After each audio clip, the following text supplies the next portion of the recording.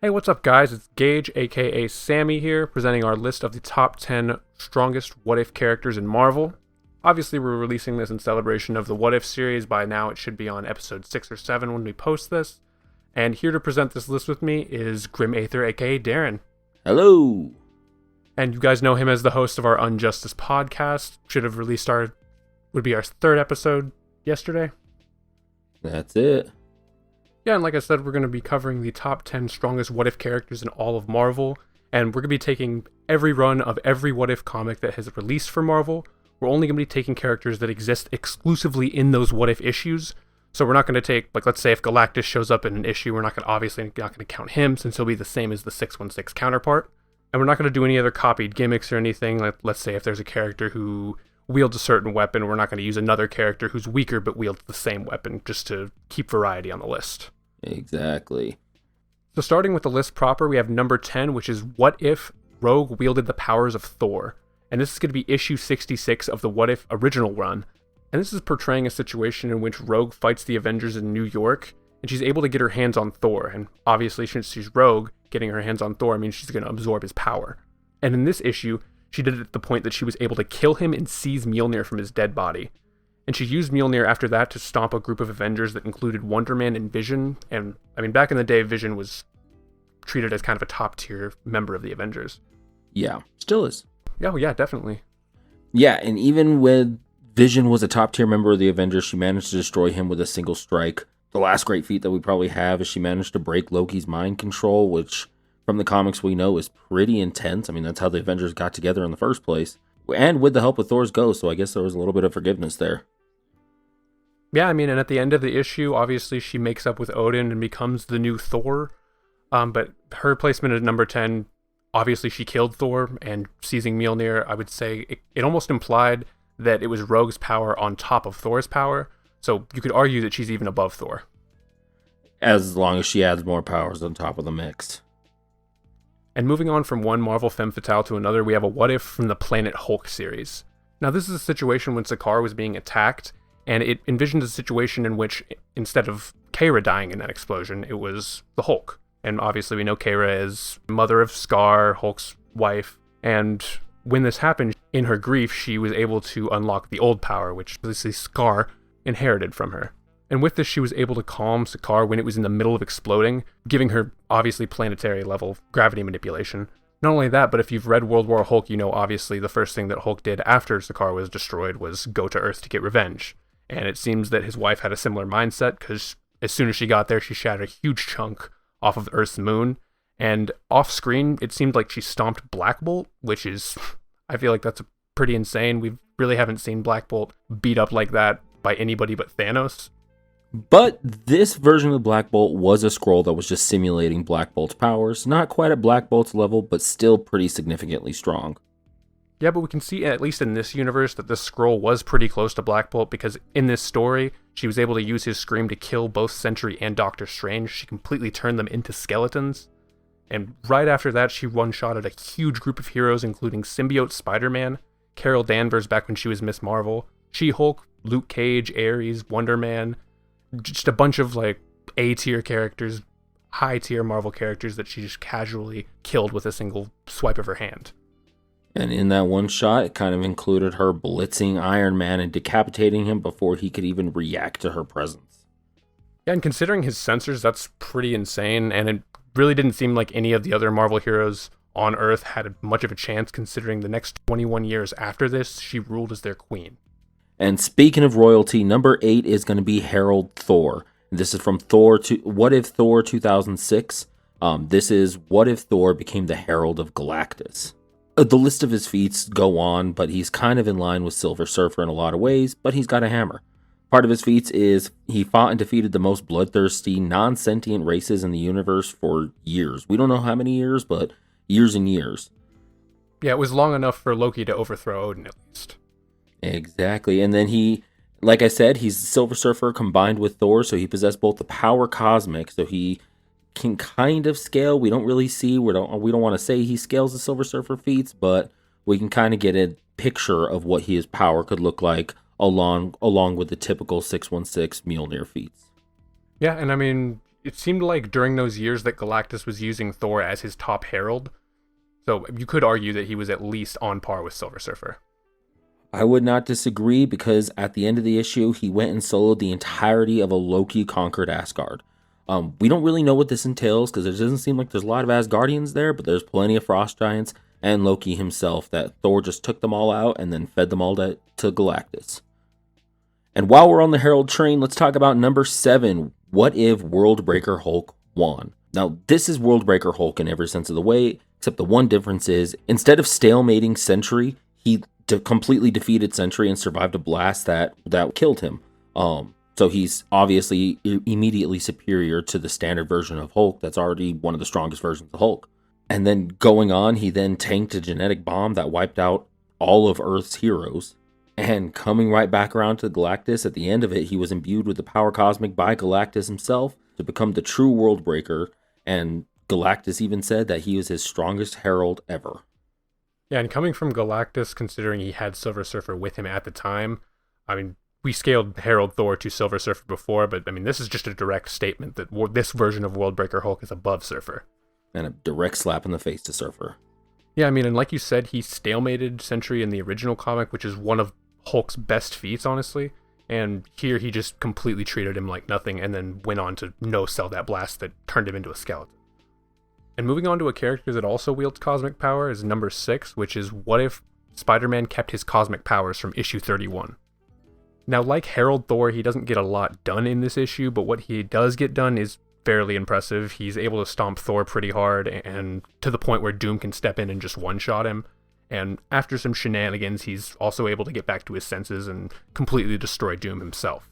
But what we'd like to do for this entry is, since it directly connects to the 616 universe, we thought we'd go through some of Cosmic Spidey's feats in that universe. So why don't you take away with that, Darin? All right. And in the mainline universe, he, not even at full power, he manages to punch a Grey Hulk into orbit. He nearly one-shot Quasar and shattered his constructs while, again, not at full power. Yeah, and I mean, that's Quasar. That's a character who's maybe even beyond Green Lantern level when it comes to how hard his constructs can be. Only the top tier of Marvel, in terms of cosmic characters, are able to just shatter it like Spidey did casually. Oh, absolutely. And the strength goes on further when he no-sells the gravity outside of Earth's core that Graviton was affecting on him, and then one-shots Graviton immediately afterwards. Along with his massive strength came molecular manipulation. He is able to change the structure of anything he touches, including changing his own webs into adamantium, which, from Wolverine, we know how strong adamantium can be. Yeah, pretty much completely unbreakable. And, I mean, probably his best feat does occur in the What If issue. Like I said, his feats in that are impressive. They're just not big in terms of quantity. In that What If version, the Avengers, it's an Avengers roster that includes Thor, Iron Man, and they're fighting Nebula, Thanos' daughter, who's connected to a, quote, a near infinite energy source, unquote. And basically, Spidey just comes in and completely one-shots her when she's connected to this infinite energy source. Now, that's a little bit vague, near infinite, we don't really know what that is, but he does show his superiority to the entirety of that Avengers roster and completely one-shots him, just like he does with Thor later on. And they seemed kind of annoyed that he just did their job for them. I'd be pretty happy. I'd be like, oh, cool, universe isn't at risk anymore. And then moving on to number 5, we're getting into the big boys here. It's going to be Sorcerer Supreme Tony Stark. And essentially, this guy's a mix between Tony Stark of 616 and Doctor Strange of 616, power set-wise. He wields the same magic as Doctor Strange, but he's powered further by mystically enhanced armor and gauntlets. So not only does he have the technology, but he's got the mysticism as well. He was able to battle and even defeat Dormammu, which, I mean, I feel like that's an insane feat. Dormammu's an incredibly protected Marvel character with insane feats outside of the realm of anything we've seen on this list, even close. Casually Galactus level in all of his appearances. Yeah, at the very least. Not only this, but he was also able to battle Dormammu on the astral plane. And in this fight, he did admit that he would get defeated on the astral plane. However, he was able to activate his armor on the physical plane and attack Dormammu's body while his spirit was in the astral plane. And he threw him through the infinite multiverse, which is a feat in of itself, and made it so that he couldn't return to Earth for years. So it wasn't really a full-on victory, but considering he beat Dormammu before in issue, I don't think he needs to beat him again to look strong. Just the idea of the Sorcerer Supreme abilities and the talent that comes along with one of the smartest men on Marvel Earth, the possibilities are endless for Sorcerer Supreme Tony Stark. And we see the advantage that he gets with tech when he does defeat Dormammu during their fight on the astral plane. And moving on to number 4, this is probably going to be our shortest entry. It's what if Uatu the Watcher killed Galactus from issue 200. And this is a what if issue spinning off of Galactus' first appearance, where it kind of depicts if the Watcher would have gotten into the fight and if he slayed Galactus, what would happen. And it's only half an issue because issue 200 is split into 2 separate stories, but the fact that he kills Galactus outright just kind of justifies his placement on this list alone. The Watchers are always hard to scale because there's such a mystery in what their actual power levels are. I mean, we've seen one die, but that was through all kinds of weird means. So Uatu definitely should have the power to take over for Galactus, and I mean, kind of sucks he didn't do anything before, but now he has to murder trillions of lives throughout the universe for the rest of time. Yeah, it was kind of a punishment given by the Council of the Watchers to him for intervening and killing Galactus. But, I mean, the fact that it is basically a Watcher combined with the power cosmic at the end of this issue really just kind of goes to explain how strong this character would be, not only in concept, but also in practice, considering he killed Galactus before. And then, speaking of beings that constantly threaten Galactus, beings that are pretty tied into Galactus, actually, we have number 3, Phoenix or Macran Crystal Vulcan. This is from the issue Rise and Fall of the Shi'ar, the What If issue, of course. So in this issue, Vulcan manages to enter the Nexus of Realities through the Macran Crystal and actually grab hold and take possession of this Phoenix Force. The reason why this is terrifying is because most of the Phoenix Force showings that we see is the Phoenix Force acting through somebody else. They never fully wield its power in most cases. So Vulcan is on a whole new level, on the power level of the Phoenix Force really should be. He even used the Phoenix Force to destroy Shi'ar and everybody on it during, and then turned around and killed Annihilus and wiped out 1/3 of the Annihilation Wave, which is immense. Yeah, that's an absolutely insane feat. I mean, considering there was an entire multi-year event surrounded around the universe trying to get together and fight Annihilus, I mean, Vulcan just completely wiped him out, and it seemed casual, considering he killed Annihilus and just killed 1/3 of the Annihilation Wave and just let the rest go. They didn't seem like a threat to him after Annihilus was dead. And then after the Annihilation Wave, he destroyed all of the Kree, and in the process, he destroyed 7 galaxies. And all of this was pretty effortless. Yeah, and it was stated directly by the Watchers. We didn't see it on panel, but I feel like they're a pretty good source of information. I mean, they're the ones watching all of this and telling us the story. At the end of the issue, Vulcan was really only stopped by himself. If he didn't do it himself, he probably wouldn't have ever been stopped and would have just continued wiping out all of reality that pissed him off. Yeah, it was more of, I believe it was Hope Summers who connected to him and just kind of showed him the error of his ways, and he was able to sacrifice himself to kind of, obviously he didn't correct any of the stuff that he did, but sacrificing himself to save the Earth. So we get a little bit of redemption, but he kind of ran through half the galaxy first. And talking about beings that could potentially wipe out half of reality because they're not all right in the head, we have number 2, Impossible Man with the Infinity Gauntlet. This is from issue number 104 of What If. And the implications of this are better than the actual feats, because Impossible Man was already a very strong character in his own right. Adding the Infinity Gauntlet on top of his insanity is ridiculous, honestly. Yeah, I mean, like you said, it's mostly the fear of the concept of this, because he doesn't really do a lot in this issue, despite us getting an awesome spread of all of the universe's abstract entities. It's honestly really cool, and I was surprised they used it in a What If issue. And with that spread, we kind of see that Impossible Man doesn't really understand the power that he's holding within his palm, because when they showed up to defeat Thanos, he wiped most of them out, which Impossible Man should have been capable of doing, but he kind of just acted scared and ran away, broke the fourth wall while doing it. Yeah, so I mean, like Cosmic Spidey, we think that it'd be best to go through what the 616 Impossible Man would be capable of by himself, and then kind of explain what the Infinity Gauntlet on top of that would entail.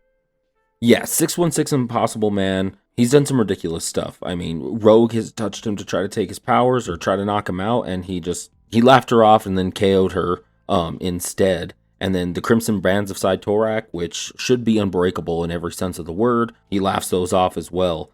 Galactus compared him to a Phoenix avatar like Jean Grey after he created a populated Earth from nothing.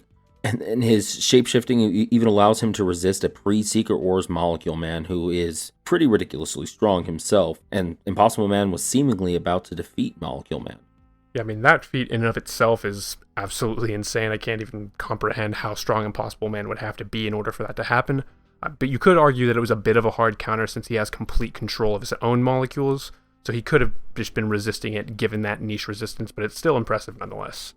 I don't think Impossible Man is aware of how strong he could actually be.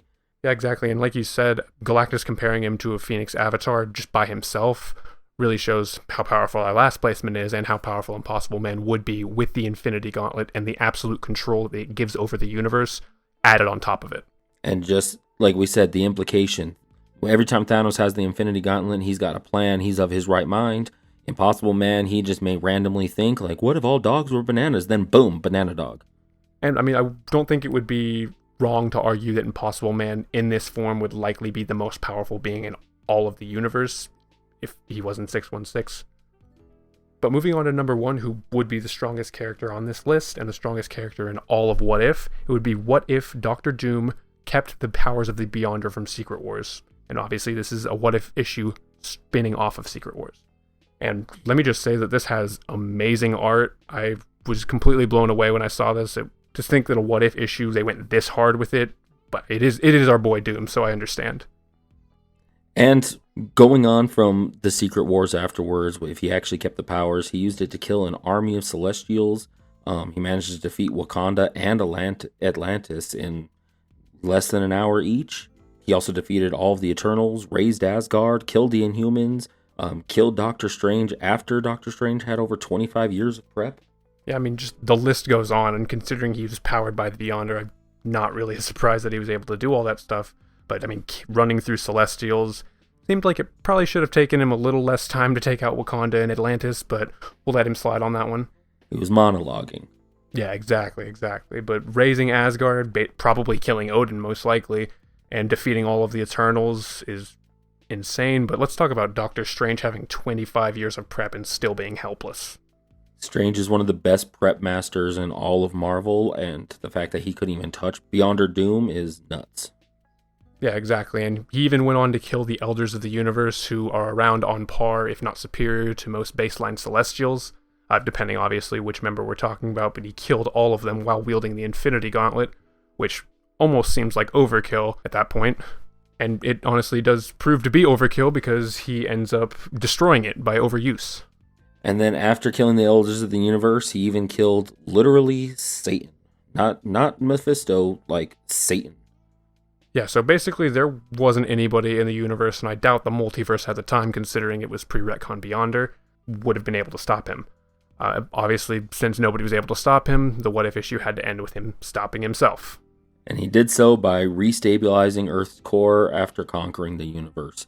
He used up all the rest of his power to do this because the Beyonder power turned out to be a finite source for him, since it wasn't his own. And that's the only way this was going to end, because I don't see anybody in the Marvel Universe taking him out at that point. But yeah, I mean, that's our list. Darren, do you have any problems, any characters you think we should have included? Not at all. I think we covered it pretty well. Of course, we talked about it with all the other Battle Boys, and we all agreed. Yeah, I mean, obviously, there's hundreds of What If issues, so if you have any characters you think are stronger than the ones we listed here, then definitely give us some in the comments. Maybe we can make a second list. Obviously, give us a like, everything, give us a share, all that YouTube stuff. And like I said, Darin, he's the host of our Unjustice Podcast, so give him the plug, Darin.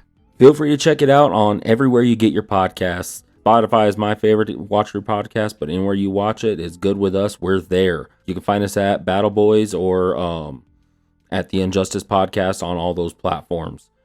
Should be in our link tree as well if you want to go ahead and click on that. We're covering the entire DCAU universe, and we're starting with the Justice League series. I think we're on to episodes 6 and 7. The Aquaman episodes should have come out yesterday.